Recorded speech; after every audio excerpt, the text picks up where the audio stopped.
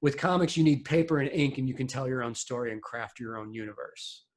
There's nothing purer than that. Lounging, son. Welcome to the Comic Lounge. Today I have another awesome guest for you guys. I'm here with Jim Mahfood, one of my personal favorite artists. He does Skull Funk Radio too. He's got his own podcast. Pretty much one of the dopest artists I've ever got to meet. Thanks so much, man. Thanks for having me. Yeah, dude, my pleasure. So, first off, how have you been doing these past few months with, with things in such an upheaval? Like, have you been staying busy? I mean, I know it's probably affected cons because I know you hit the con season pretty hard. But other than that, has it changed much of your day to day? Honestly, it hasn't, just because I knew that this was going to be a big work year for me anyway. I have a new animated thing I'm working on. I have a new comic series, Girl Scouts, that I'm working on for next year. So it is a bummer, man, to miss some of the big shows. I mean, I definitely had some plans this year, but I mean, dude, all of us had plans. So yeah. It's like to even complain about it, I feel like a dick. So I'm just kind of taking, I'm trying to appreciate what I do have and the fact that I can still wake up every day, do my work, and stay out of trouble. It could be worse, man. You know what I'm saying? Yeah. There's some people that are really hurting right now, and I feel pretty fortunate that I'm even I have a job. So yeah. So your art stuff has been going good then, right? Yeah. So it hasn't affected any of that. That's all been good for you.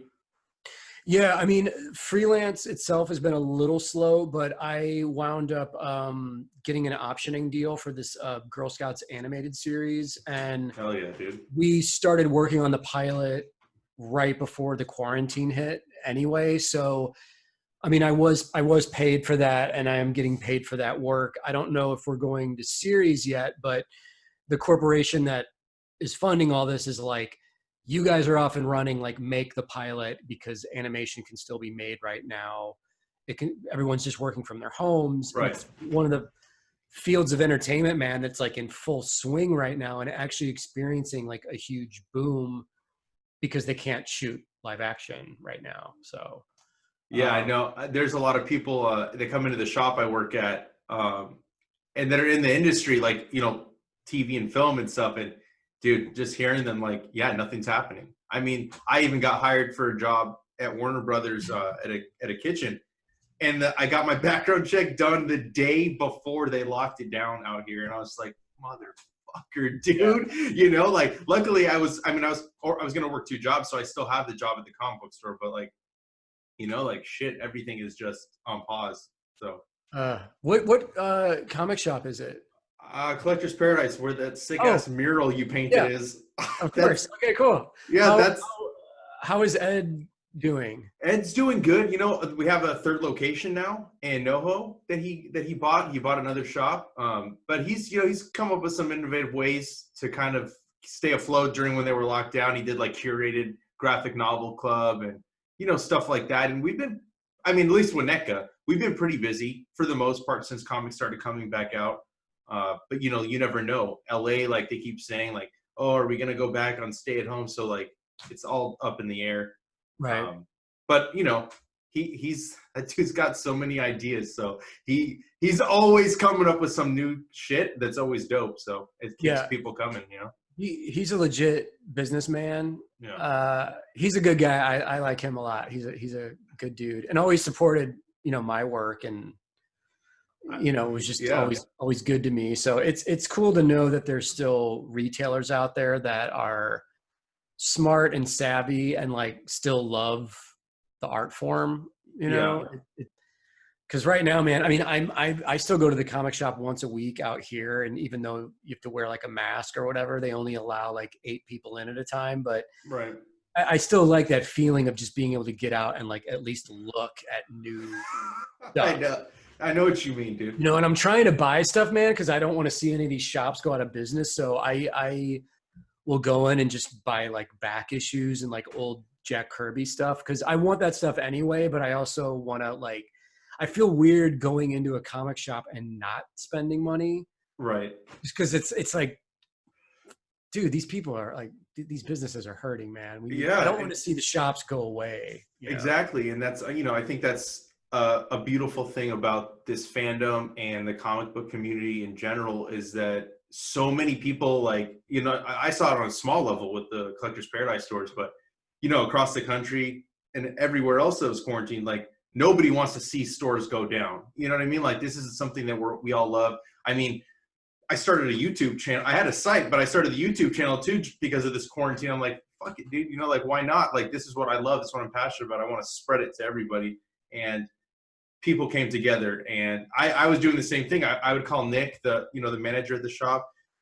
I think I called him like 3 times a week, and he would like I'd order stuff over the phone, PayPal the money, and he would drop it off to me because I'm on his way home. Yeah. So like I every time I'm like, oh, I want this book, I want this old trade that I don't have, and I ended up spending a shit ton of money, but he was also paying me while I was staying home. So it kind of worked out, Right. That's cool. Yeah. But and so real quick, so thank you for that sick ass mural, because I've been filming some of my episodes with that as the backdrop. Oh shit. Okay, cool. Yeah. Not the interviews, because I do the interviews from home, but I did one with Tom Scioli, and your whole mural is blasted in the background. So. Oh shit. I need to see that. Did I not see that? I'm trying to remember. I posted it on Monday. So it just went up. Okay. So you guys were talking about his Kirby book, and yes. And nice. Speaking of Kirby, and you said you were buying some old Kirby books. Have you read the book? I did. Yeah. Dude. Loved it. Amazing. I emailed him like last week just to congratulate him on the work he had done, and him and I were on a Kirby podcast 2 or 3 weeks ago together, and with Ben Mara. Mm-hmm. And a couple other guys, and it's just crazy, dude, because Tom is awesome, but I just love knowing that I have access to like one of the Kirby experts in the world, really. Yeah. So it's just sort of funny to be on a podcast with him, because it's like none of us really need to be here. This guy is the guy that knows all the answers, right, to everything. The only thing that I have on him that I blew his mind with was I actually got to meet Kirby in '92 in San Diego Comic-Con at his 75th birthday party. And I emailed Tom the photo of me shaking Jack's hand, and he was like, wow, dude, this is fucking crazy. So that's the only thing I got on him is like, I actually got to meet the man. It was so crazy, man. So awesome. But yeah. The work that he did in the book, and the fact that it exists now is, it's so awesome, man. I told Tom, I'm like, dude, Kirby would be so happy and excited about this. He would be so pleased with your efforts here. Like, this is just a job well done, sir. I know. I can't. It's like, it's insane the amount of research. I when I talked to him about it, because I read the book right before I talked to him. And I mean, I learned so much that I didn't know about Kirby. It made me look at, certain people not the same, kind of, like, I'm not trying to say like I don't like them anymore, but I felt hurt for Kirby after reading it a little bit, So like I left the book loving it, but feeling a little bit sad. And I think the way his choice to like have it come from Kirby's mouth was genius. Using interviews, the parts with Roz were pretty cool too, having her narrate. But nobody could have done that book but him.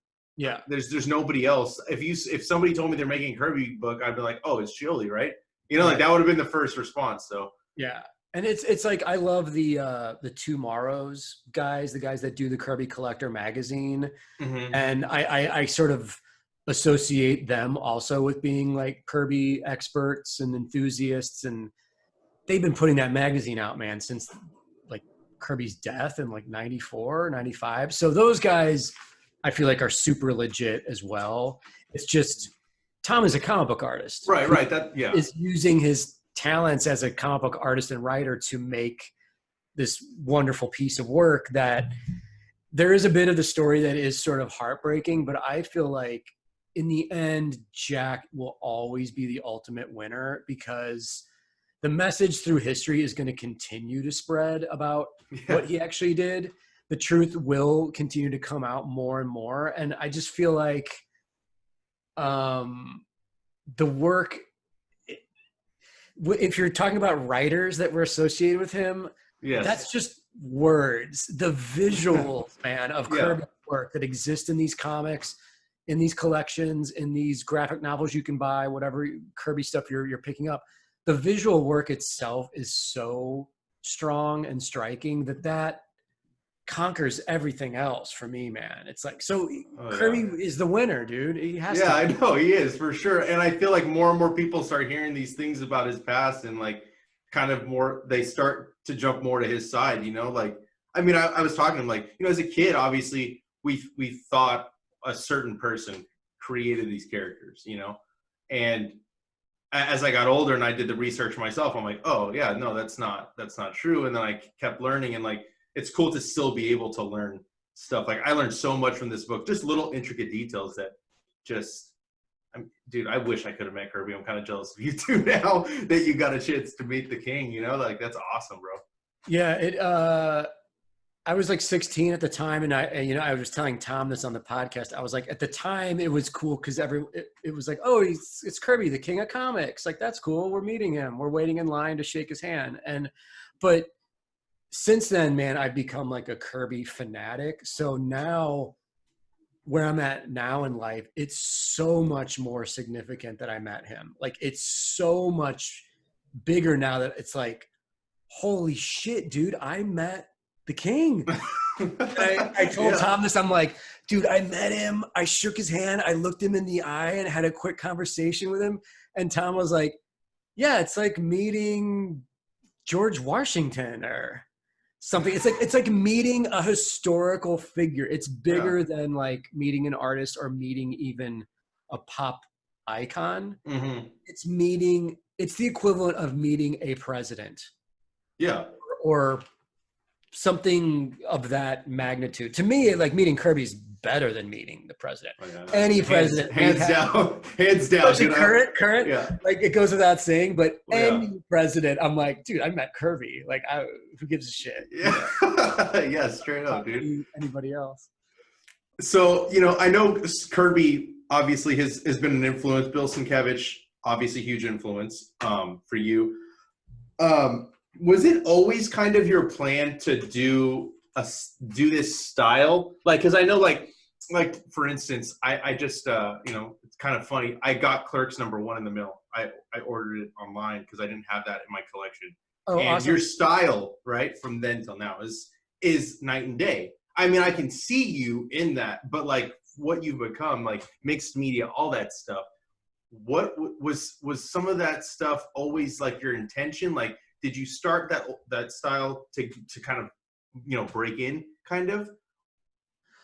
No, I mean, and it wasn't planned. Like, the real short story is my original intention was I just wanted to ink comic books. Mm-hmm. And my first job in comics when I was living in St. Louis was I was inking for this self-publishing company called Artline Studios.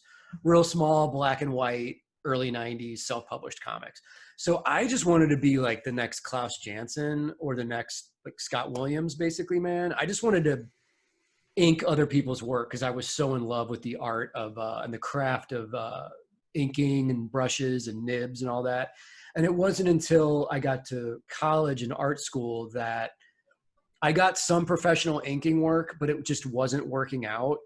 And I became obsessed with indie underground comics. And I just went in the direction of, you know, I'm just going to draw my own stuff, pencil and ink, write my own stuff. And that put me on the path of developing a style. And then that style got me kind of noticed. And that was like the late 90s kind of Clerks look. And then since that time, man, I've always kind of consciously wanted to change, evolve, adapt. None of it was really planned, but I mean, the one major thing in like 2006 or 2007, I rediscovered Sienkiewicz and like Ralph Steadman. in a major way. Like it was just like a revelation of like this loose, crazy kinetic style. I think this is something that I want to go in this direction now.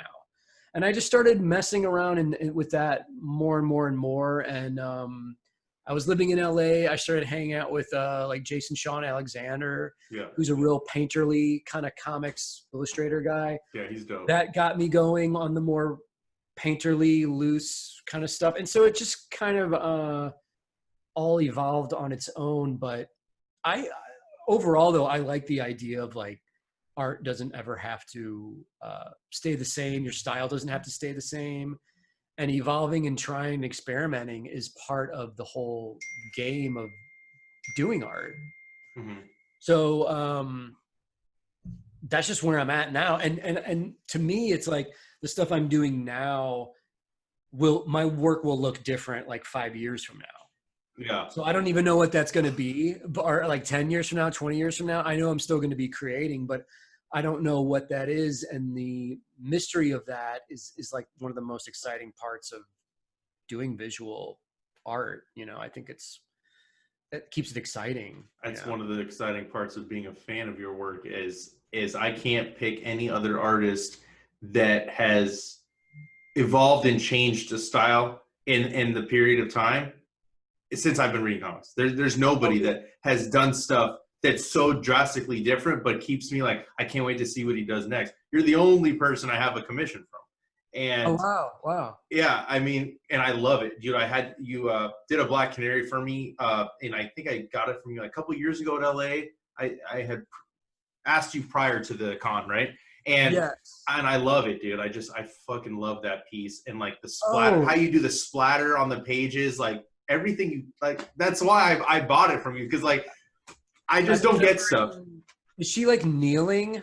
Yes. Kind of a crouching. Yes. I remember that one. Yeah, and it was at the what's the show called? The Stan Lee show. Well, now it's LA Comic Con. Okay. But it was Comikaze, then Stan Lee's Comic Con. I think it might have been Stan Lee's Comic Con at that point. Yeah. I don't know. They keep changing that shit. So, but yeah, I mean, I love your art, and thank you. It's just dope, dude. And I was wondering also, question is graffiti. To me, like I see the influence of graffiti in your art. Maybe that's just me kind of putting it there myself. I don't know. But is that an influence? And if so, are there any graffiti artists that you kind of like pull from as influences? Yeah, graffiti, yes, for sure. I'm a huge fan of graffiti. I tried writing graffiti and going out at night with the guys when I was in college, graffiti writers that lived in Kansas City. And I was never good at it, man. I was never great at like the can control and everything. But what I did like is I liked the idea that these guys were just grabbing spray paint and just fully going for it and like attacking the wall with paint. There's no penciling, there's no pre-planning. It's like, so to me, watching them do this, I was kind of like, well, what if I just took that approach and applied it to my studio work? Like not under the cover of darkness at night where you can get beat up or arrested or fucked with by people. Like, what if I just took that approach and that energy and put it into my work the next day, you know? And I have a bunch of graffiti books. I love the whole like late 70s, early 80s New York era of like subway graffiti and like Dondi White and Futura and all those kind of guys. Jean-Michel Basquiat obviously is. Oh yeah, dude. Stuff. But just that loose, like go for it, drip splattery kind of, you know, aesthetic is huge for me. And I've always been like a big hip hop fan my whole life. So all of it is intermixed. And I mean, you know, my late 90s work, I mean, most of the characters look like hip hop influenced characters. So all that was part of my aesthetic. And for me, I just realized that I would always be more of a fan of the actual graffiti art than a participant in going out and actually like painting on walls. That's a whole other thing, man, because not only do you have to have the skills and the knowledge, but the elements you're dealing with like I said, like having to hide out and run from people and illegal shit. I mean, it's all thrilling. It's all part of the thrill, but I just was sort of like, I just don't want to like fuck with getting harassed. Yeah, I don't blame you, dude. Yeah, for sure. I had friends that tag. I mean, that's where Food One comes from, right? I mean, that's what taggers usually do. Is I'm going to jump ahead real quick after this question, because you kind of talked about hip hop, and I definitely want to talk some music with you. But Sure. One Dangerous Donut. Yeah, that's a dope fucking project. Where did the idea for that come from? Because I mean, first of all, it's oversized. You have just full pages, which you could almost, that's frame worthy. Each page is frame worthy, but you also have comics in it. So what was the decision behind that? Because it is such a unique project that I've never seen in that format before. Oh, thanks. That I went to Japan in November for Tokyo Comic-Con, and two of my friends that live over there, my buddy Yo and his wife Peach Momoko. Peach is a brilliant artist. She's amazing. Oh my god. You know her work? Yes, she's amazing. Oh, good. Okay. I love that, man. But long story short, I went over there and I was also with my buddy Matteo Scalera, who's an Italian artist who's incredible. Yes, he's incredible. Yo had the brilliant idea of putting together this oversized newsprint magazine to sell at our tables, because we were all together at Tokyo Comic-Con, featuring all three of our work. So he did the first version of that, same printer, same format. And when I saw the paper, when I got to Japan, when I saw the product, I was like, okay, I want to do one of my own of this. I want the same format, same printer in Japan, same newsprint. And I just want to do my own, just my art. And so Yo helped me design it. And he was my translator to the printer in Japan, because they don't speak English. So I got those printed in Japan, man, and shipped over here like in January. So I love that oversized look. And it's kind of like what you said. I wanted to make something that people could actually like cut the pages out and hang them if they wanted to. Yeah. So I love the format, and I'm actually doing another one of those, and this time it's going to be all comics, because I wanted to have that like Sunday comics old school feel of like big pages that the comics are like this big, man. They're like 11 by 17 basically. So it's just playing with format and paper stock, and trying to figure out like visually like what works best for my art, like what looks coolest, and that's part of the fun of making stuff, man, is like figuring out, you did this drawing that looks great, but how is the public gonna perceive this and get it? Like, is it a standard comic? Is it a mini comic? Is it a print? Is it an oversized thing? Is it enamel pen? So not only do I approach my work in like, what dope imagery can I make, but what format and presentation can this be put into the world to make people say, oh, wow, like that's cool. I want that. I love newsprint. So I fucking love that you chose that paper stock too. Cause I mean, that's one of the things I love about getting old comics too. Like is the feel. Like, that's why I can't do digital. It's hard for me. It's very hard for me to accept reading digitally. My brother's tried, and I just like, so like I get old comics, like I love the smell of the paper. I'm weird, bro. I mean, I'm sure there's other people like that too, but I'm the exact same way. Yeah. And it's funny because like with like the homies like Cartoonist Kayfabe and the current, there's a select group in the current comic community that's starting to sort of bring back this older pulpy aesthetic of newsprint, older comics. And going back to Kirby, like a friend of mine for my birthday like 5 or 6 years ago bought me a really nice condition copy of New Gods issue 8, I think it was.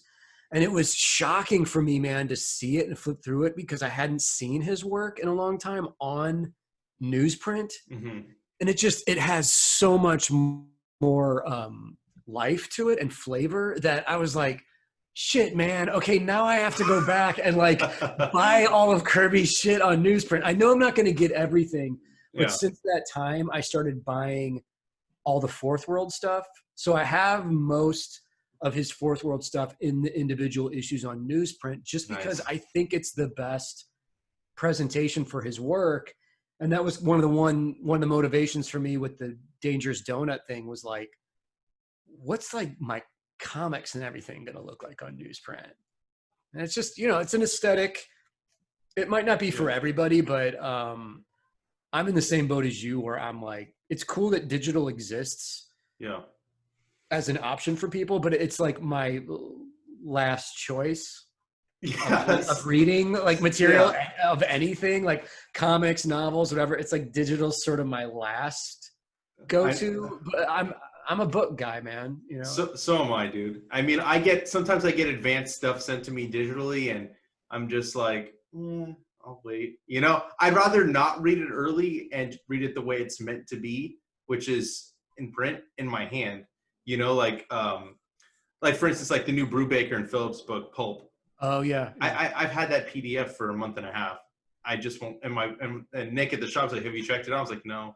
I was like, that's not how it's not meant to be read that way. You know, like I want it in my hand. I want the experience of having it and reading it in the hardcover and the paper in my hands. Like it's everything, you know, to me. It's the experience of reading. So going into hip hop, you know, you have your Skull Funk Radio where you have playlists and stuff on there.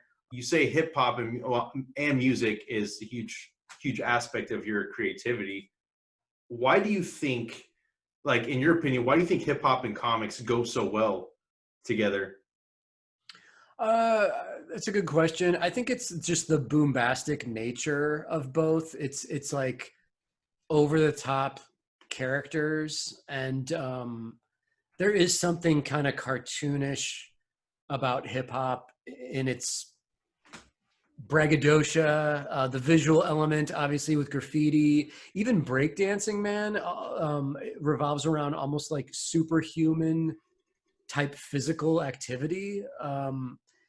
People spinning on their heads and stuff. It just seems like something that like you'd see in a Spider-Man comic or, but no, there's an interesting crossover because most hip hop people I know are into comics. Yeah. And sometimes vice versa, but it's an interesting thing to figure out. But for me, like discovering it as a kid, Fat Boys, Run DMC, they all were such over the top characters with such a specific look to them and almost costume with the Adidas and gold chains and everything. It just seemed like something straight out of the pages of a comic book. Like these are characters. Yeah. You know, and what they're doing is so confident and just in your face and direct that there's nothing really subtle about it. And it's almost like a wham bam superhero comic of people in colorful outfits, good guys beating up bad guys. It's sort of like a real simple formula, and something like Public Enemy to me, man, is like, it does have this flavor of almost like good guys versus bad guys. Like we're the oppressed underdogs and we're fighting the establishment. We're fighting authority, and we're fighting something that's existed and been in control since the beginning of civilization. We're the rebel rousers that are fighting and gonna rebel against that. And to me as a kid, I was like, this is awesome. I love this. It's like almost like a David and Goliath type story.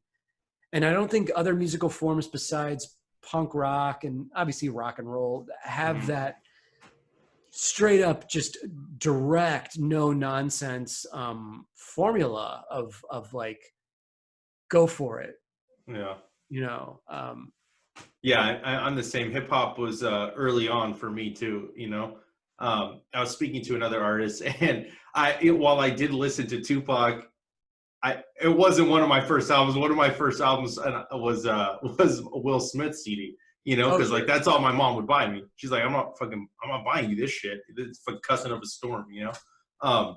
But yeah, hip hop for not just for me, but like my boy Dylan, who I do our podcast on here, that was how we became friends in high school. We literally were talking comics, and because we were fuck ups in continuation school, so it was comics and hip hop all day long. Our teachers didn't fuck with us because we got our work done, but comics on the table, headphone in each ear, you know what I mean? So it's cool to be able to talk to other artists in comics that are fans, and like, and I'm seeing the connection. It's crazy how far it reaches, you know, like Bill Sienkiewicz has done album covers. Oh yeah. I mean, it's insane. You know, you've done album covers, you know, MF Grimm. And speaking of working with artists, you did a Felt comic, which is fucking dope as fuck. Yeah. I was wondering if you could tell me the story, how that came to be. Because Slug, Murs, Living Legends, like, that's my shit. You know, I love those guys so much. So yeah, I met Murs first. I was living in Arizona in the late 90s, and he had a record called Murs Rules the World. Mm-hmm. And he name dropped my Girl Scouts comic in that record on one of the songs. He talks about going to Golden Apple Comics and picking up Girl Scouts, Invisibles, and Transmet, he calls it, Transmetropolitan. So the fact that he name dropped my book and then name dropped it in the company of these two other incredible titles, I was like, I need to meet this Murs guy. I knew about Living Legends, but I didn't know he had this solo record. So he was living in LA. When he visited Arizona to do a gig, we met and hit it off and exchanged information. And then I did live art at one of Atmosphere's concerts in Arizona, where Murs was performing with them. So I met Slug and Ant and the whole Rhymesayers crew. And then when was that? A couple of years later, when Murs was putting together Felt 2, the record with Slug, he hit me up and was like, hey, Slug and I were wondering if you could do a comic book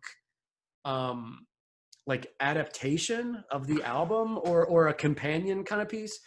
And I said, sure. And they were so cool, man. They just sort of let me do whatever I wanted. They sent me the album before it came out, and I listened to every song and basically did like 2 or 3 page comics based on each song. And then I had Image Comics publish the book.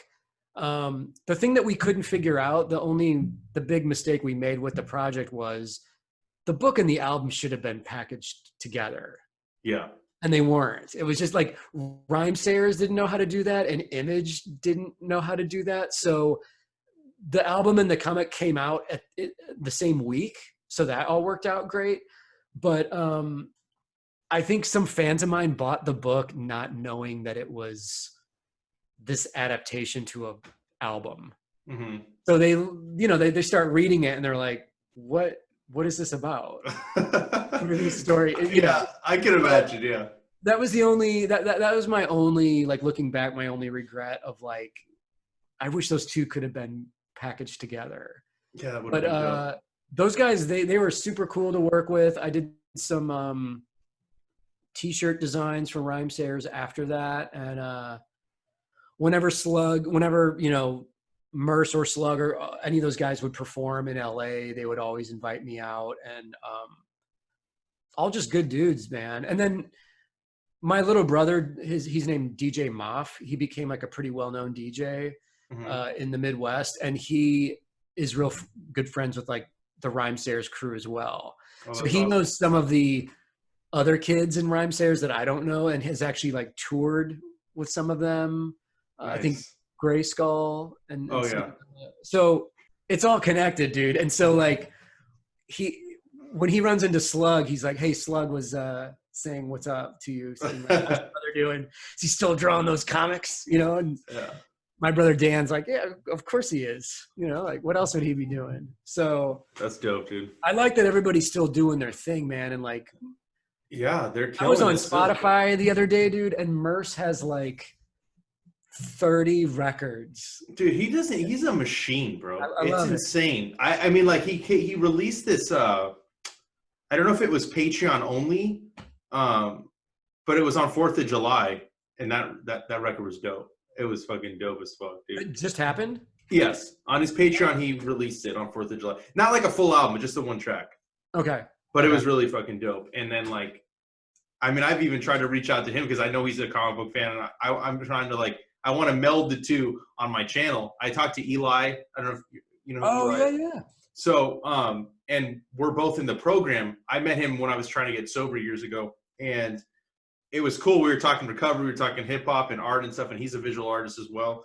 I don't know. I love the culture of hip hop so much, and it's always really resonated with me. And I love that it's my two loves. You know what I mean? It's like it's part of my tripod of what I love. It's like I love the Lakers, I love my music, I love my hip hop, and I love my comics. You know, like I need all three in my life. I get it. Yeah, it's part of my early hustle too, man. When I was in art school in Kansas City, there was an underground hip hop collective in Kansas City called Flavor Pack, and it was a collection of artists, poets, DJs, rappers, and there was an actual magazine called Flavor Pack that we were all contributing art and comics to. But then these same guys that were running it were also throwing their own underground parties. And just by seeing what they were doing, I was like, wow, so these guys don't have to ask permission to do anything. Like they print their own book, they distribute it, they go out and flyer for their parties around town, sometimes illegally. They have the party, they make some money, and then the money goes into printing the next book. And this is all completely DIY, non-corporate, off the grid, not top 40, anything, you know. And as an 18-year-old kid showing up in Kansas City, I was like, this is unbelievable. And that to me, the aesthetic was like, hip hop is a force of just doing your own thing. And comics can be that. And, you know, so it was really, it was weird to me to see like when hip hop became so commercial and like the Puff Daddy era. To me, it was like, well, this is, I mean, if people like this, that's fine, but like, this isn't my thing at all, you know? And it's comics have done that to me through the ages too, where it's like certain commercial comics, and like when Image got real bloated in like 93, 94 with all the titles, and then the industry was imploding and collapsing, that became something that my friends and I were like, we're not about any of this, man. We're like over here reading like 8 Ball and Optic Nerve and Evan Dorkin's work and Love and Rockets. Like, fuck color comics, mainstream, Image. And I mean, ironically, I wound up, Image is like my creator-owned label now, but it's a different thing now. Oh yeah, it's completely different. Yeah, but it's sort of had to go through that greedy, like bloated phase, and then the bubble burst on all that, and then things were able to kind of go back to a purer state after that. Yeah, and I think that's what happens in pop culture in general. Yeah, I mean, I personally don't listen to most of the new stuff that comes out. I mean, I differentiate it in my mind, like there's hip hop and there's rap. I don't know if that's wrong or if that's me judging or not, but that's how I differentiate it in my mind. But like like when I started getting tired of the mainstream that was coming out, that's when I ended up discovering a lot of the underground stuff. Kind of similar to what's happening for me in comics, where there was no new stuff. And I've read 8 Ball for the first time. I have the complete, holy shit, that's fucking amazing. You know, my brother, who I knew of Love and Rockets for years, right? Like I've been reading comics for over 25 years. Never read it though. And he bought me Maggie the Mechanic for my birthday. And he said, read this. He's like, just trust me. And I fell in love with it. I mean, Love and Rockets is now one of my favorite comic books. I think my list at the shop it's dwindling down for like DC Marvel. I don't really have much. I'm finishing off The Question by Lemire and Dennis Cowan. Oh yeah, that's a good book. Because I love The Question. So I was shocked that book even came out, to be honest with you. I never thought I'd see another Question book. I mean, the Denny O'Neil original run is one of my favorite all-time runs. So I kind of want to ask you, when was that moment for you where some of the more mainstream comics kind of, you push that to the back? I mean, I know you said that with Image, with the bubble, but did that happen with Marvel DC too, where you're like, I'm gonna go check this shit out? I don't like what's going on over here. Was it the same feeling? Yeah, it was around the same time, because I got to art school in '93, and Marvel and DC were trying to copy the success of Image by basically just hiring artists that drew in that Image house style and chromium covers and all that. All those big companies, man, were guilty of all that stuff. They were all guilty of the greed that almost ended the comics industry. So my friends and I at the time that were trying to break in, across the board, we were all just sort of like, this shit's all whack. Like, we're going in the black and white indie DIY direction. And the ironic thing about all that too, man, is we were showing our samples at conventions around 94, 95. And the reaction from most editors at every comic book company was, your work is good, but like, you might want to figure out something else to do with your talent, because there might not be a comic book industry in like 6 months, a year. And we were all like, what? What's going on? You know, I mean, we knew that shit was the stuff that was coming out from the mainstream was bad, but to hear it broken down in business terms from publishers of them saying like, no, man, the bubble's bursting. All these investors came in and bought crates full of these comics, and these comics aren't worth anything. Now all those investors have left, and there's an implosion happening. Mm-hmm. So we, you know, man, my generation of comic artists, we sort of were a rebellion against those idiots almost ending the comic book industry. The speculators. Yeah. Yeah. And in the late 90s, like when Oni Press started, I got hired by them in 97 to draw the Clerks book. To me, Oni was like, this is the step in the right direction. This is a company that has access to guys like Frank Miller and Bill Sienkiewicz, the old guard, but they're also hiring new guys like me and Scott Morse and Troy Nixie, new guys with new flavor, new style. And the goal here is just to put out cool quality books. And that's it. No gimmicks, no bullshit, no chromium, no trading cards. It's just, you know, man, it was a beautiful like rebellion to all that. And what you also had too, is you still had Dan Klaus and the Hernandez brothers that had been there since the 80s. Like, yeah, we're still going to be doing what we're doing. We didn't change during the clown era of Polybag Comics, and we're still here. Our books didn't get canceled. We're going to continue to do our thing as well. And so that was reassuring to know that the cream was rising to the top with all that stuff. But ever since I've been in comics, dude, there's been people that have been saying, comics is in a rough state, man. I don't know what the future is going to be. It's like, dude, I've been hearing this for 30 years now. I think that people are going to always make comic books and participate in the art form. Mm-hmm. The business of it is sort of a different question. I don't know where that's going, but the art form, I think, is always going to be around because people want to tell stories in this format. It's just exciting. And if you're a young kid who wants to be a storyteller and you can't afford a video camera and a crew, you can't afford to go into animation, with comics you need paper and ink, and you can tell your own story and craft your own universe. There's nothing purer than that. I know. I mean, even since I started paying attention to industry stuff, it's funny that you say you've been hearing it for 30 years.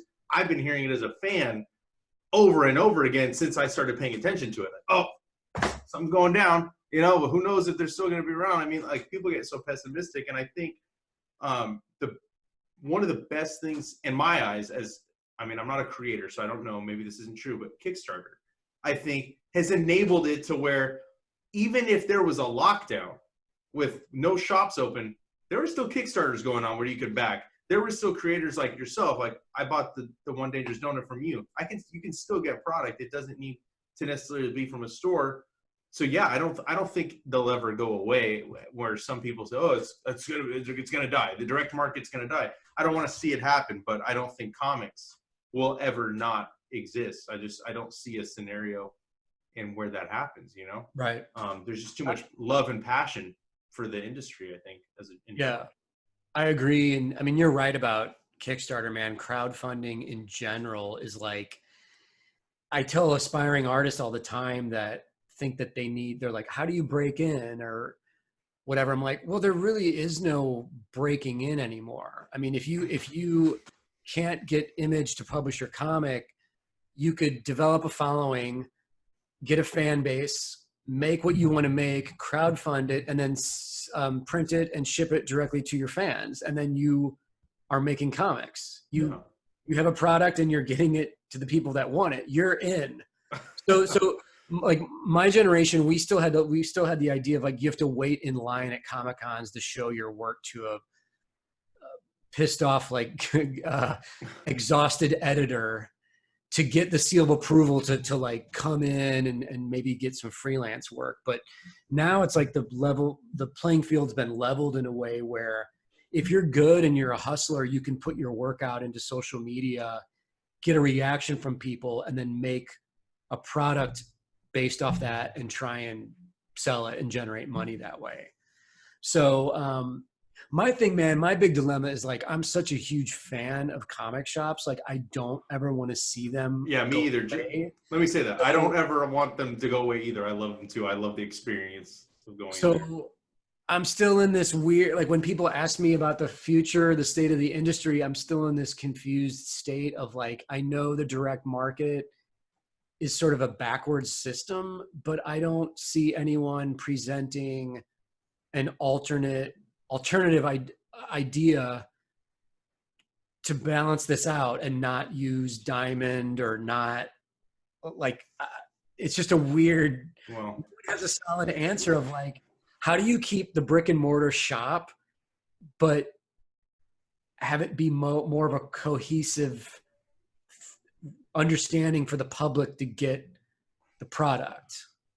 Yeah, it's, that's a tough thing to, like as a fan, as somebody that tries to help promote as many of the stories that I like, the creators that I like, it's hard. You know what I mean? Like, I think marketing isn't as good as it should be when it comes to certain books.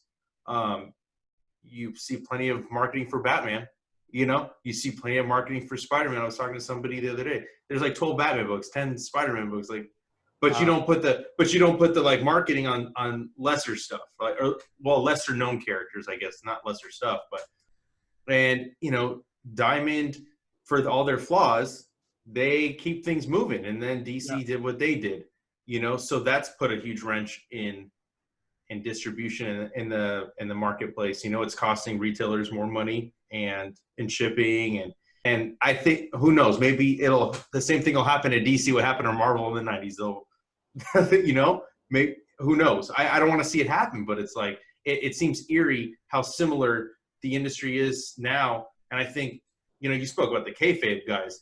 I watched every episode during the quarantine. I went back to the beginning and I've watched everything. So I watched the Wizards.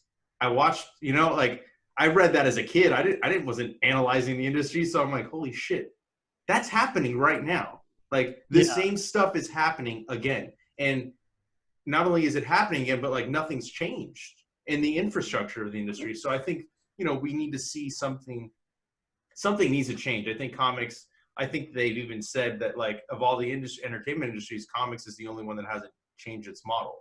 Right. And I mean, you need change. Whether you won't find the right answer if you don't try it, right? I mean, they need to try stuff, because so many people love this, and so many people are within the different companies. I think if publishers, distributors, they get together, you know what I mean? You have maybe some retailers also, like, just come together and talk and figure out what can we do as a whole so that we're all working together. It has to be symbiotic. I think that's one of the major issues. It's all for, it's just for themselves sometimes. Right. Yeah, it's weird that no one has cracked the code. It just seems like, it seems weird to me. The art form is such a pure thing. It's just weird that the business part of it hasn't caught up to it. But I know, man, in the end, like, there'll always be comics. There'll always be people making comics, because the art form is so pure. It's just the distribution and the way that the product gets out, But yeah, I mean, I'm working on like this new Girl Scout series, and I've been kind of thinking about like next year. It's like I'm assuming I'll do it through Image, but part of me is also like, is this something that I could crowdfund and just make the book and sell it to people who want to buy it? Or would Yeah. that piss off retailers? Or like, where are we going to be at in a year with all this kind of stuff? So it's still open in the air, but there's options now. But I just don't want to. Like, I care what retailers think about my work and about, you know, catering toward what they need and not upsetting anyone. Really, it's I mean, you know. I think the perfect way to do that is you just have a retailer tier. You know what I mean? And then I think Jim Rugg. I mean, he did say it's going through Diamond. I don't know Yeah, if it's through Ad House. Maybe it's Ad House, right, for Octobriana. I haven't seen it in the previews. Yeah, But like he did it, you know, like that way you're not sitting, because I mean, I've also heard like how artists, cartoonists, like you don't get your money for a few, like up to a year sometimes, like getting paid after you submit the stuff and get it done. So like at least you get the money up front with the Kickstarter, and then you can still distribute it through stores. right. I know you have a huge fan base. I'm sure it would do extremely well. Your pop-up book did extremely well. So I'll back the shit out of that, you know. And I think it's cool too. And I was saying with a couple creators that I've talked to that are doing Kickstarters, I like it because I feel like there's more of a direct connection between me and the creator, and we're also able to get cool stuff like sketches and all this other stuff in the more expensive tiers. So while maybe retailers get upset, I think as long as they have a tier where they can get stuff in their store, I think that's all that really matters. I don't think they should be upset at that. You know, I don't see why they would. Right. Okay, cool. No, you're right. And the thing for me too is like I love the idea of a kid going into a comic shop and just randomly discovering my book. Like that idea, I don't want that to ever go away. No, of course not. Of you know, just the random because that's the joy of a comic shop is you go in to discover new things and you get to physically look at this stuff and like flip through it, and that's the experience that you don't get online, obviously. So because I mean I like to go into the shop and just see all this stuff on the shelves, man, like in front of me. Yeah, me I too. want to be able to dig through the boxes, but that's just, you know, I grew up doing that when I was like 10, and maybe it's nostalgia, but for me that's part of the comic book experience. That's part of the art of the comics, is that actual leave your house, go out, go into this magical store and look through this stuff, like discover new things, you know, and have the retailer who hopefully knows what he's talking about, have him turn you on to things or suggest something based off what your tastes are. Yeah, I mean, that's one of the things I love doing. I love recommending stuff to people. You know, like I feel like this, like it's like excitement inside when I'm like talking about a book that I love, and then once they get it, I feel like it's a huge win for me. And I also love discovering stuff by just like looking on the shelves. I mean, I work there, yet still, if it's slow, I'll just walk around. I'm like, sometimes I'm like, where the fuck did this come from? Right. You know what I mean? Like, I remember the first time I walked into the shop when the lockdown was over, and I just like looked around. I'm like, oh, like I sighed. I was like, this feels so nice just to be inside of a comic book store again. You know what I mean? But yeah, so but you know, like I know I'm taking up a lot of your time, but I wanted to ask, what else are you working on right now? You said you're working on a new Girl Scouts. What does that look like? How long? Yeah, I'm doing a new 6-issue series. I just finished the second issue of that. It's taken me a while because I'm distracted with like these other projects, but I'm also writing, drawing, lettering, and coloring this one. So it's literally all me, and I'm having a blast with it. I think it's like shaping up real nicely. So I'm trying to have that come out, you know, next year.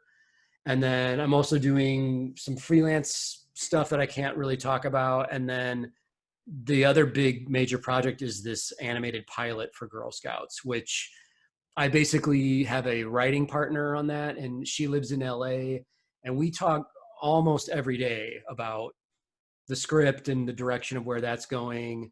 I'm also involved in the visual development of the show. So we're like auditioning character designers right now, and once we get final approval over the script, we go into storyboarding and visual development. So at the end of all this, we'll have a pilot, and then the corporation that's paying for this can decide whether they want to go to series with it or not. So we might have a show at the end of all this, man. It's just that between the comic and the animated thing, I mean, that's basically my days, you know. But it's cool because it's all my creator-owned thing. Yeah, that's dope. So I get to work with my characters and my stuff all day long, and that's kind of like I feel most comfortable doing that, like playing in the world that I've created with all this stuff. And then what about One Dangerous Donut? When the second issue of that will be next year as well. Okay, and that's just direct from your website, right? Yes, the first issue that you're talking about, people can get at jimmahfood.com. Okay. I still have plenty of those left, and if people want the pop-up book, they can score that at popupfunk.com. Okay. And we did, like you mentioned, the Kickstarter on that. That was awesome. Yeah. Thank you to everyone who's watching who supported that. We're shipping those out. My buddy Ross just got those. They're at his home in Denver. There's like 2,000 pounds of books oh my God. In his garage right now that he's sorting through. And him and his helper kids are getting those shipped out. So people will be getting those real soon. But it's a cool thing, man, of like the smaller projects of like we've been talking about, of just making something and knowing like we just did this, man, on our own, and it's a dope item, and it's shipping out, and strangers and friends around the world will own this cool thing that we made. Yeah, it's dope. So dude. There's that stuff. I also, you mentioned at the top of the show, I have a podcast called Skull Funk Radio. And it's basically just me making a hour-long mixtape of the different albums and songs that I've enjoyed over the years and putting it into the world. And it's, my intention is like, put this on when you're drawing or working on something or whatever. It's just like a soundtrack to your studio session or whatever you're doing. Oh yeah, dude. And then before we get out of here, I was just wondering if you could tell me the favorite books that you're reading right now, that you're into, and after that, your favorite albums you're listening to. Right. Yes. Favorite comics right now. I haven't been reading too many books, but comics. We mentioned Tom Scioli's Jack Kirby book is absolutely incredible. My good buddy Mike Huddleston has a new book out through Image called Decorum. It's written by Jonathan Hickman. So good. Mike was my roommate in college and taught me a lot of shit that I know. So I love him. He's like my best friend. The third issue just came out yesterday. Gorgeous series. I encourage anyone out there to pick it up. I love Andrew McLean, his Headlopper series. I'm always buying that when it comes out. Faithless through, is it Boom? I think. Yes. Brian Azzarello and Maria LeVay. Fantastic artist. I love her stuff. That book is incredible.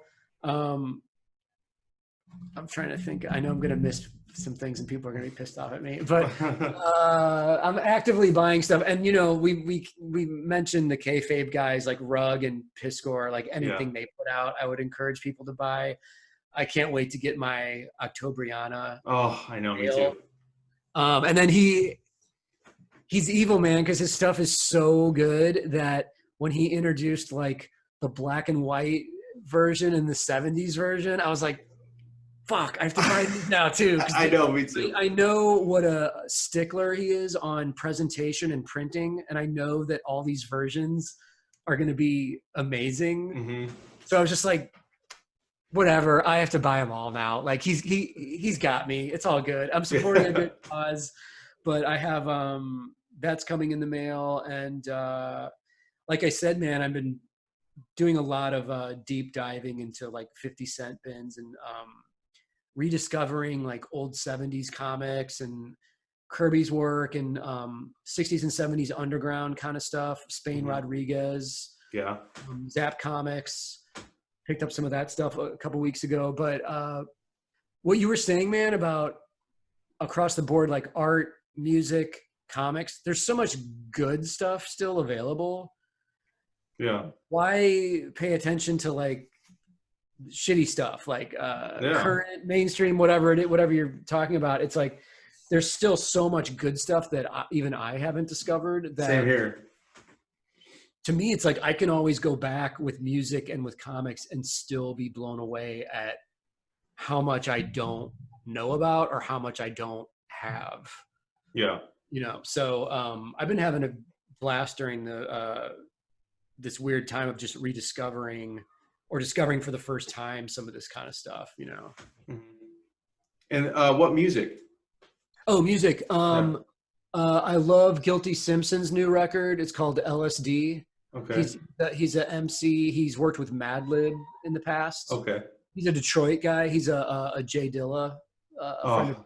I love Dilla. Check out LSD. It's fantastic. Okay, I'm gonna check that out. The new Run the Jewels is fantastic. Love Mhm. those guys. There's a group out of Texas called Crumbrin, and they're a 3-piece funk groove band, super tight. Okay. They just put out a new record a couple weeks ago that's fantastic. I can send you the correct spellings of these bands if you want to list them below or whatever, but there's a couple things that like I'm sure I screwed up Crumbrin's name, but that's, I'm trying to think of what else I've been listening to. I mean, I always go back and listen to so much old stuff too. Yeah, like, same here. I've had Gangstar and A Tribe Called Quest on repeat in my car for the past like month. You know what I mean? So yeah, I've gone through like the old Stones Throw. Like I mentioned, Madlib, like their catalog, a Peanut Butter Wolf. I see that album right there behind you, the Mad Villain. Yeah, on the wall. The B+ photo, Brian Cross. Yeah, that's fucking dope. That image never gets old, dude. No. All right, dude. Well, thank you so much for doing this. It's been a fucking pleasure, dude. Before we get out, do you want to just throw out the plugs where people can find you, and then I'll also throw them in the links below. Sure. Yeah. At Jim Mahfood on Instagram and Twitter. Instagram is like my main hub where I do daily posts and updates and in my stories and everything on what I'm working on. So you can see in progress stuff. I've actually been posting pencils from the Girl Scouts, the new comic, every day. Mm-hmm. So if you want to see my stuff in progress, it's in the stories in my Instagram at the top. Top secret thing. JimMahfood.com to buy books and merch. And then the podcast is skullfunkradio.fireside.fm is the site that it's hosted on. And popupfunk.com to get the pop-up book. Awesome, dude. That's it. I won't try and sell anybody anything else. That's it. All right, dude. Like, how much shit are you doing? They should buy all of it. I mean, it's all amazing. So, yeah, dude, I would love to do this again with you sometime. This is a lot of fun, dude. Anytime. Thanks for having me, Ryan. Yeah, dude. Thank you.